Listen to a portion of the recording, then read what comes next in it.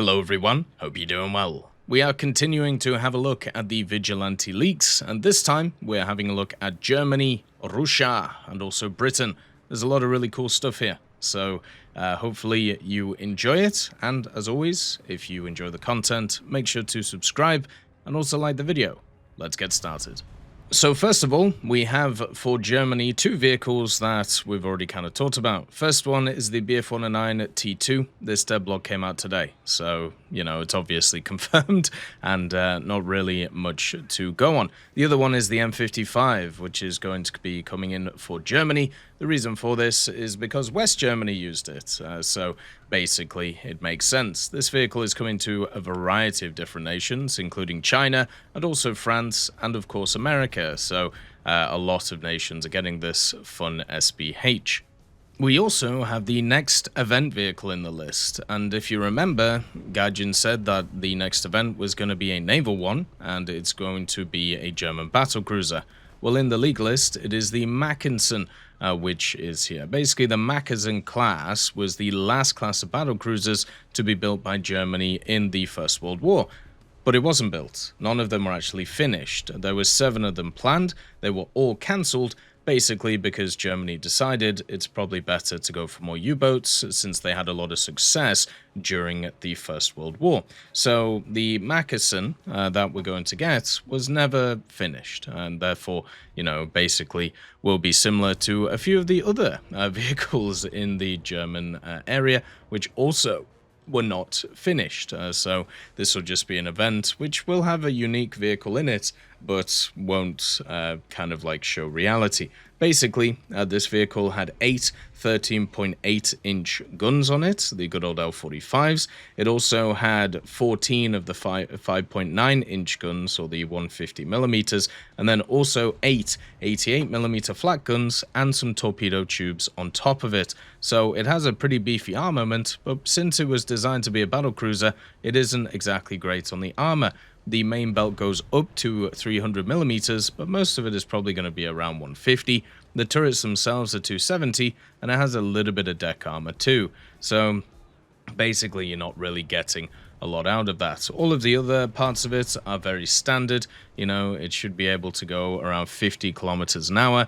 It has the standard amount of crew, just over 1,000 men, and at the same time would have access to maybe some different ideas from Gaijin, since of course it was never finished. So we're going to have to see what they decide to do with it. For Russia, we actually have a fun little kind of hydroplane. We have the BE-4, or the Core 2 as it was known. This is basically a reconnaissance flying boat that was designed for the Soviets in the Second World War. It was a vehicle that was designed to be launched from certain vehicles such as the Maxim Gorky or the Kirov, and it would be used for general reconnaissance. I don't know whether this is actually going to come to the tech tree or not, but it's always nice to see these additional planes. Now, since it's just, you know, a recon plane, it doesn't really have a lot to it. It has the Shvedstov M62 radial engine, which I think is already in the game on a few vehicles. This thing can go about 350 kilometers an hour, you know, as fast as it can go. It had access to one 7.62mm Shikaz, and also it could carry some bombs or depth charges, so generally it should be fine. The vehicle itself, they didn't actually make a lot of them because, to be honest, they didn't have a ton of stuff to mount it on. So they made around about 50 of them, I think it was.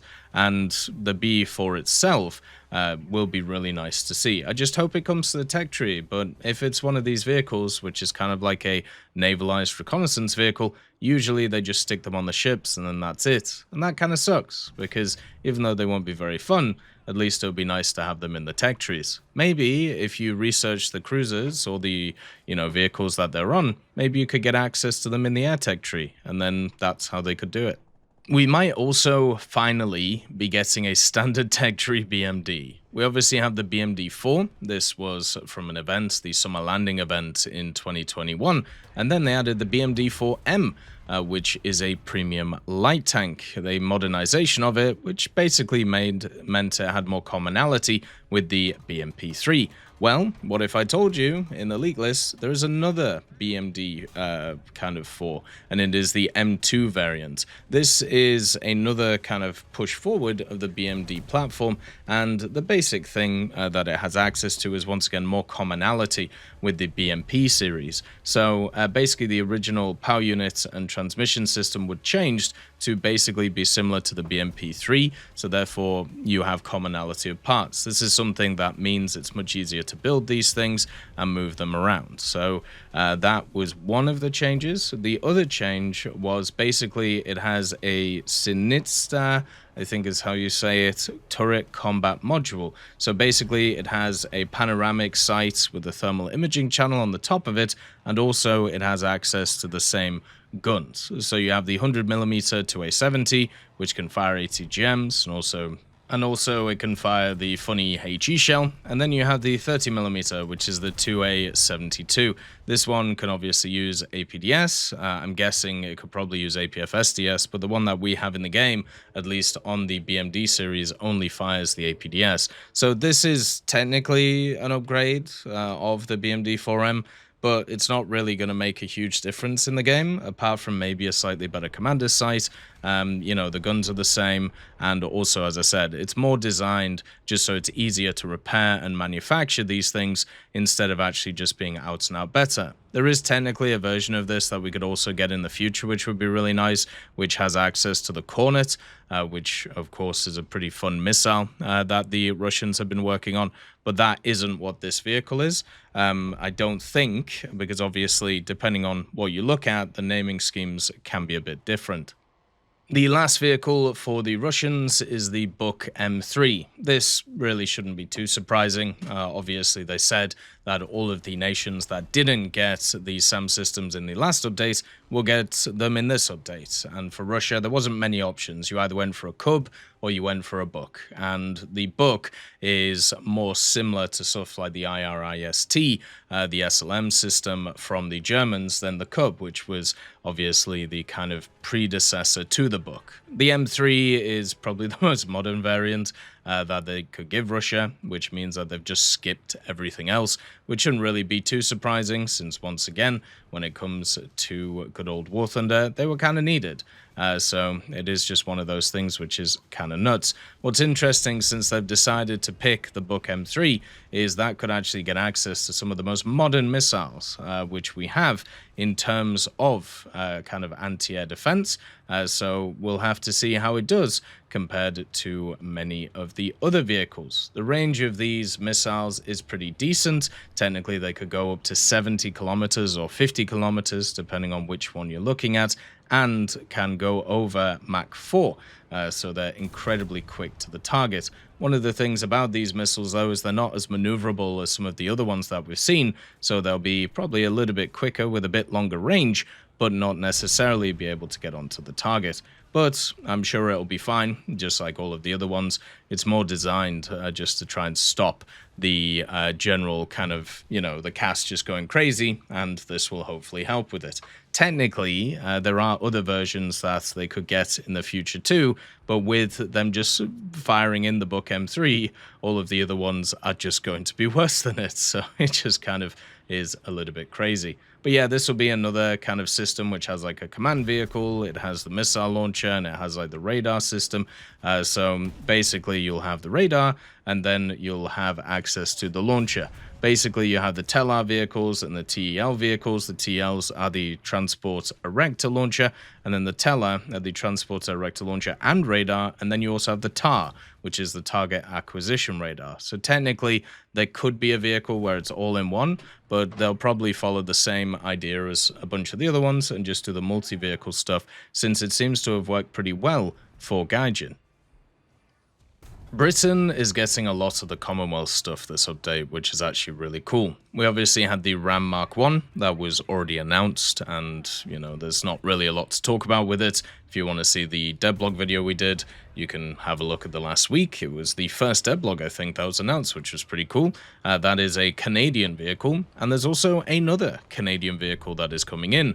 This is the CF-188A. Now, the CF-188A may sound weird, but basically, it's just a Hornet.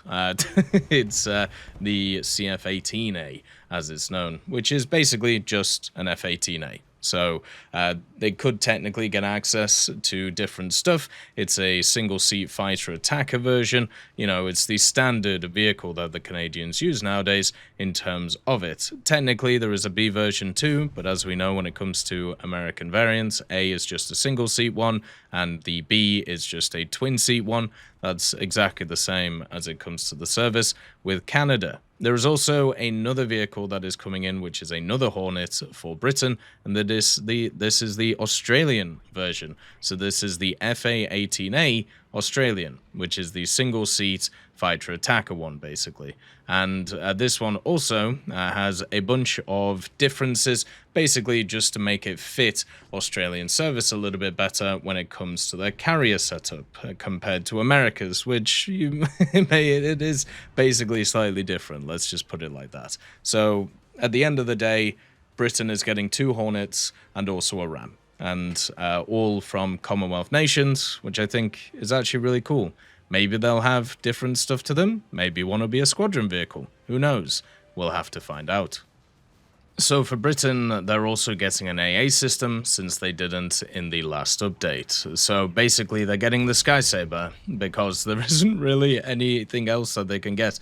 The Sky Sabre is the very modern air defense system that the army uses in Britain. It comprises of 3 simple vehicles: the radar vehicle, command and control, and obviously the missile vehicles. The radar that it uses is the Giraffe Agile Multibeam 3D medium-range surveillance radar, which basically has a full 360 degrees to it, and also a 120-kilometer range. So there's nothing that's getting away from this. Basically, the command and control vehicle also gives access to data link, which means that this system can actually work together with Royal Navy vessels, Royal Air Force, and also General Allies. So if they ever add in that system, when it comes to the game, that would be insane. For the missiles, these are pretty cool as well.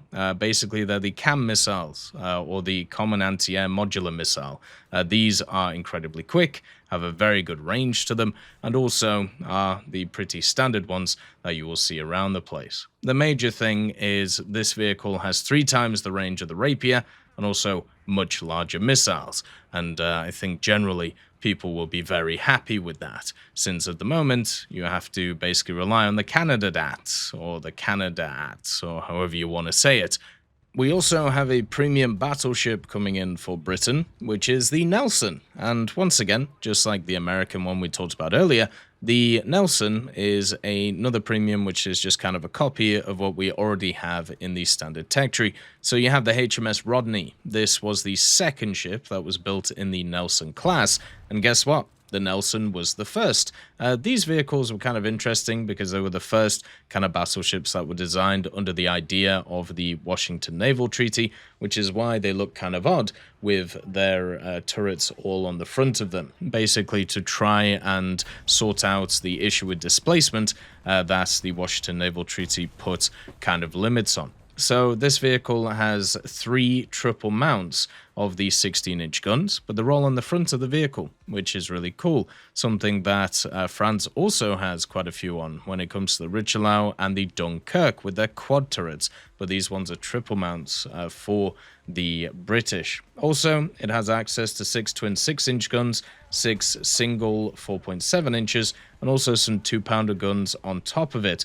And if you want to have a look at basically any of its other stats, you can have a look at the Rodney, which is already in the tech tree. A lot of armor on the front of it, which is obviously the most important part, and trying to keep it alive, giving it the smallest silhouette possible, but also the largest ammo rack possible, with a decent amount of protection around there. Now, this vehicle actually did survive the Second World War and ended up being sold for scrap in 1949, but it basically took part in all major theaters that Britain was a part of. It was used in North Africa. It was also used in Sicily, in the invasion of Sicily, and also Normandy and the Mediterranean. So the Nelson played a major role in the British and obviously the Allies winning the Second World War. As always, I hope you have a wonderful day, and I'll see you next time. I'd just like to thank GMG Smiley, CD Beans, Chieftain Mike, EMN3 Galaxy, Tulio Pontecorvo, Brendan Quinn, Carrion Crow, Gus Irenicus, Pyman, Wartinder, Teddy, Daniel Stanton, Martinez, B. Young, Ozzy Panzer, Alan Hacker, Liam Shear, Opium Prime, Lafouche, Sem, Aslan, Uncle Bean, and Derek R. for supporting the channel.